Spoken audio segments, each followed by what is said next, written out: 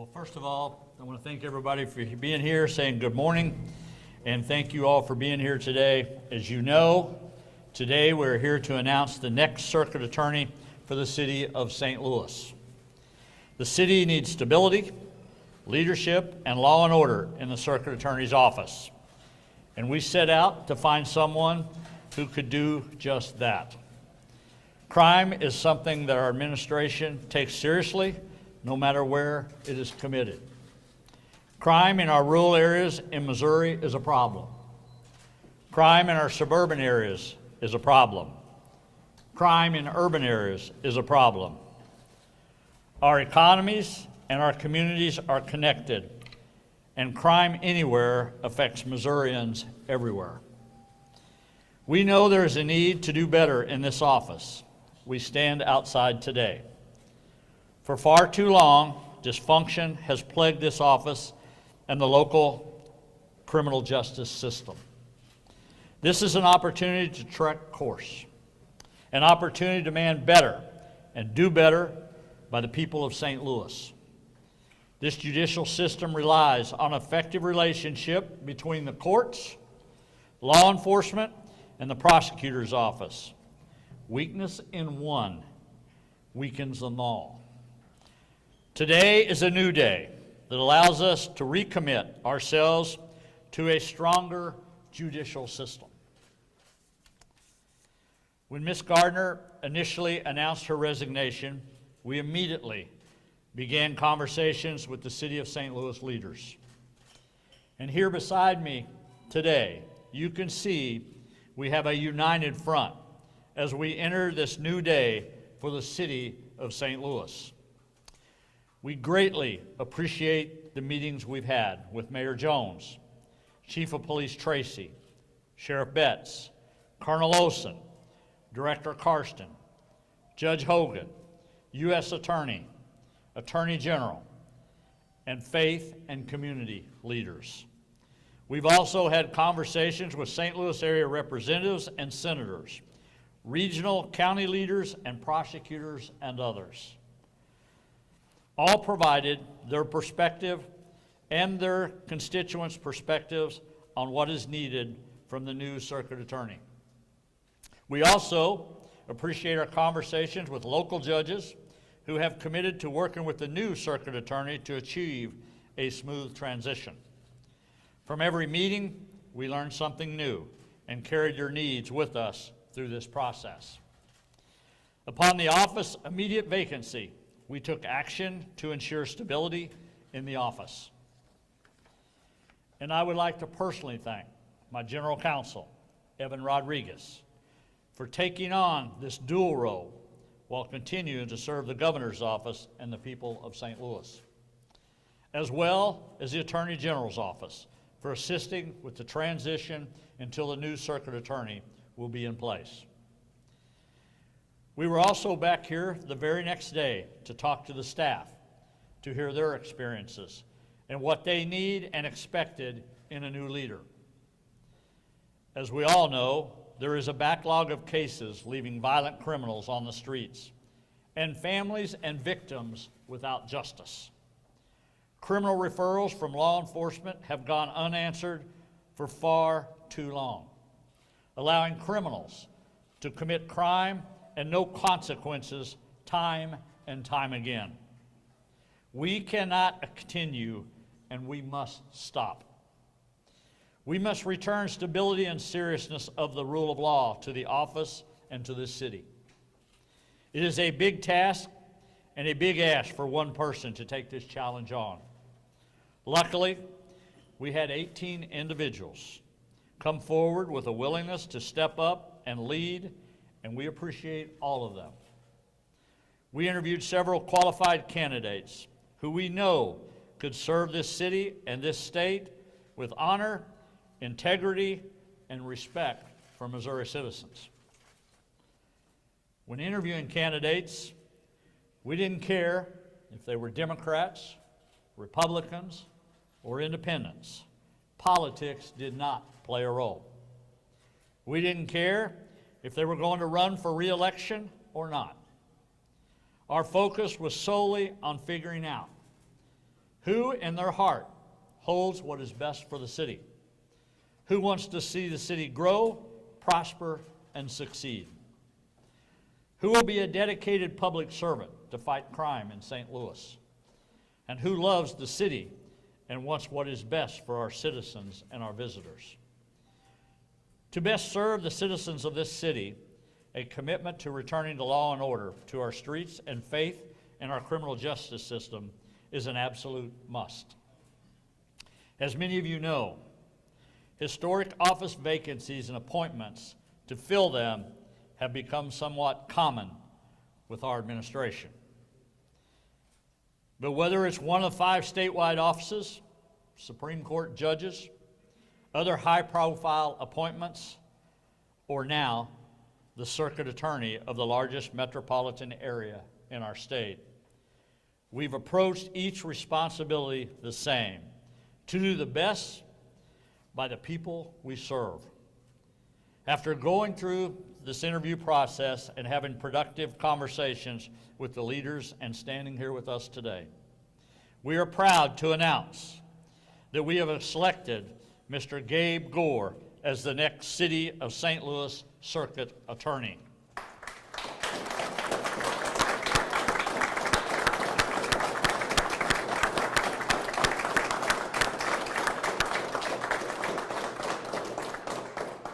We believe Mr. Gore is a qualified and experienced leader our great city of St. Louis needs for this new day and this historical opportunity for change.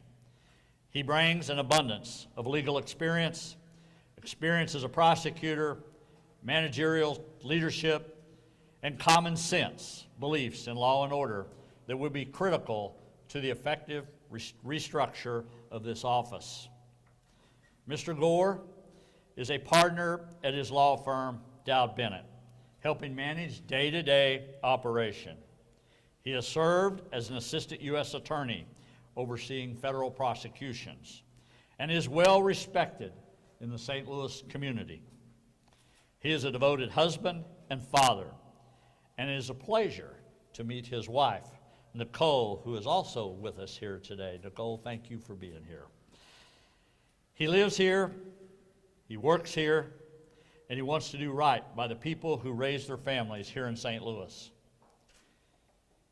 We know he'll work hard every day to fight crime, earn the people's respect, achieve success, and restore trust in the Circuit Attorney's office. Mr. Gore has a tall task ahead of him, but we are confident he is the right man at the right time to do the right by the people of St. Louis. Please again help me welcome Mr. Gabe Gore as he furthers his introductions himself to the people of St. Louis and continues his outline, his vision for the Circuit Attorney's office.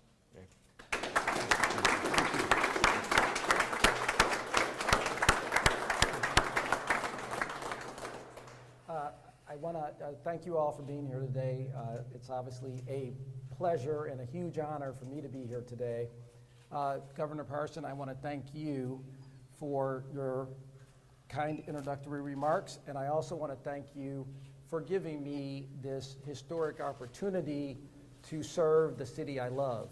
And in addition, I'd like to thank you for your approach to the selection process, which really put the city of St. Louis first. Thank you. As I accept this appointment, my sole focus is to begin the process of building a circuit attorney's office that is high-performing and can provide the level of justice and public safety that the citizens of St. Louis deserve. The city of St. Louis is where me and my wife have chosen to live and where we've raised our children. And the same level of public safety that we enjoyed raising our family here is what we seek for all St. Louis citizens. As I approach this task, I will start with a focus on 2 priorities. One, I will focus on building a staff of attorneys and professionals who can work here in the Circuit Attorney's Office and have fulfilling careers doing this important work to serve the community they live in. Secondly, I am going to really focus on building the collaborative relationships that are integral to the success of this office. I'm going to work to build collaborative relationships with the community. I'm going to work to build collaborative relationships with Governor Parson and Mayor Jones and all of the agencies that are represented here today by the leaders that are here with us. The Circuit Attorney's Office plays an essential role in the criminal justice process. But the Circuit Attorney's Office can only be successful with the cooperation and collaboration of everyone that's represented here today. Working together, I am confident that we can build a prosecutor's office here that is one of the highest performing in the country. We can have a staff of attorneys and professionals that are absolutely committed to the pursuit of excellence. Because that's what it's going to take to get the job done. I believe that those things are very obtainable, and that's my goal as I accept this appointment today. Thank you.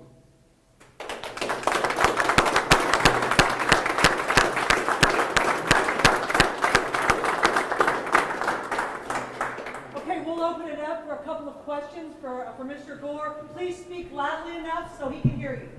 Mark. Mr. Gore, congratulations, I suppose. A tough job. Can you address concerns or questions from voters in St. Louis? Will you run for election in 2024?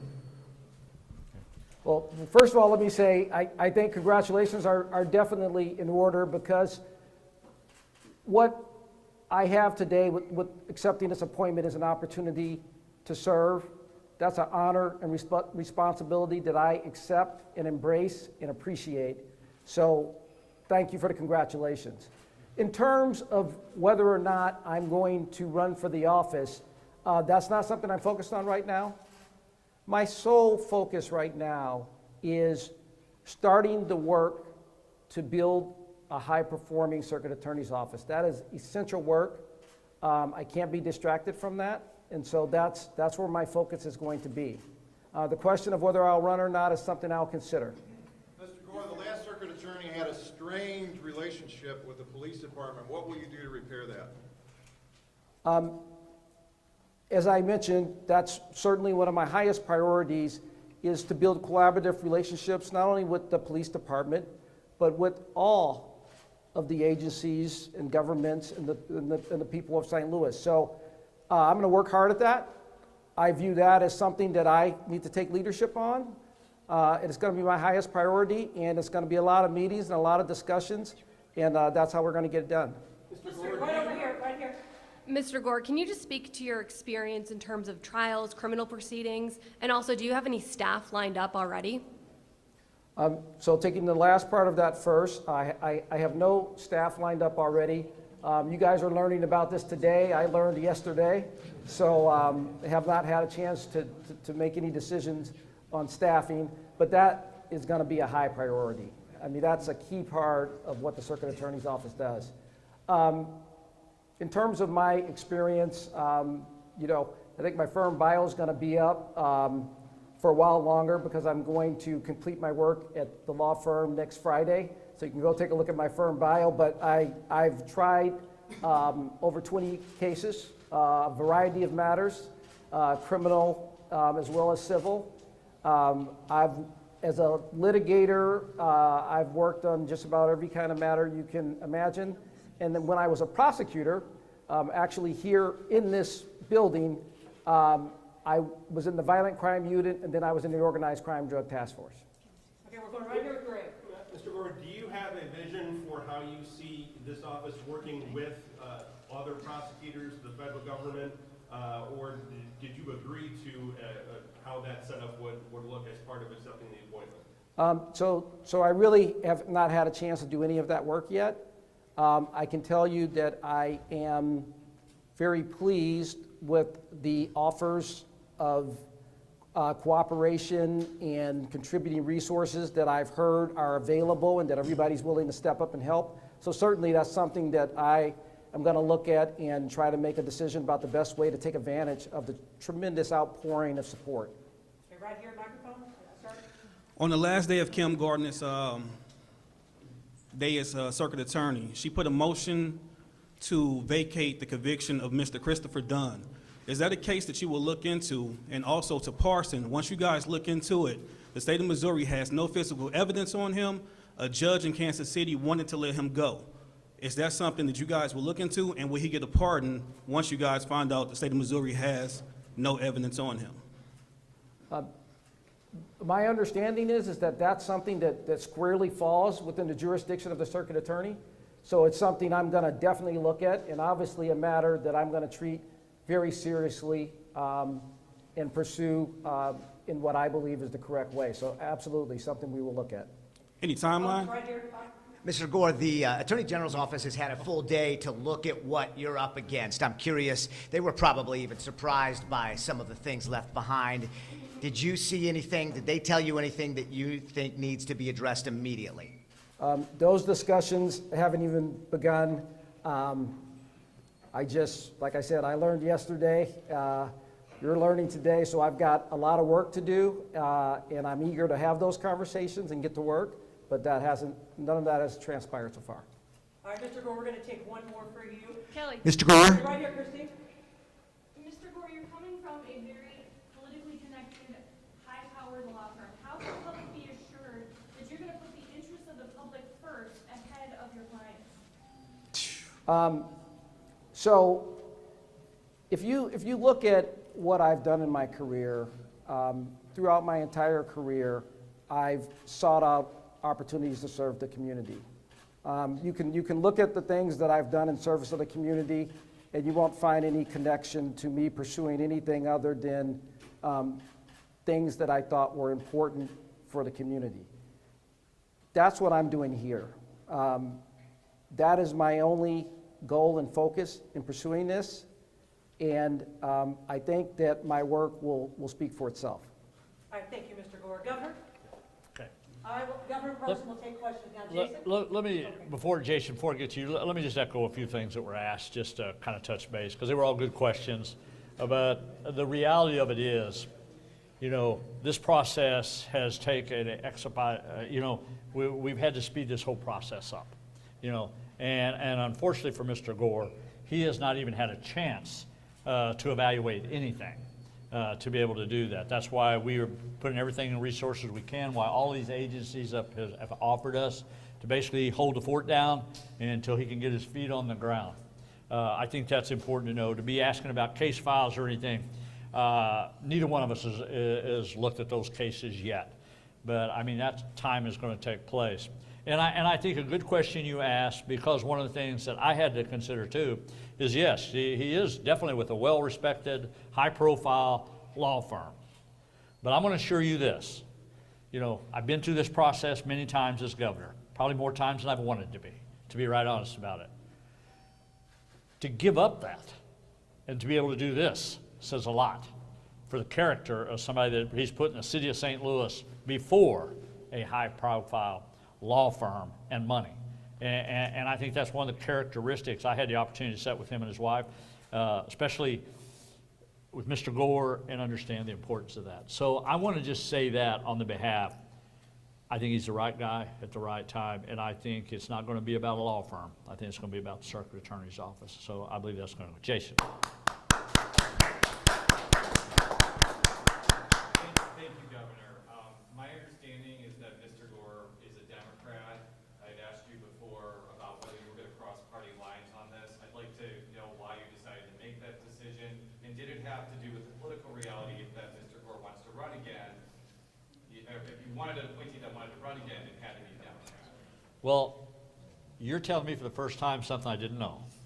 I didn't know he was a Democrat. I've never had that conversation. I've never asked that. I didn't ask that of any of the candidates.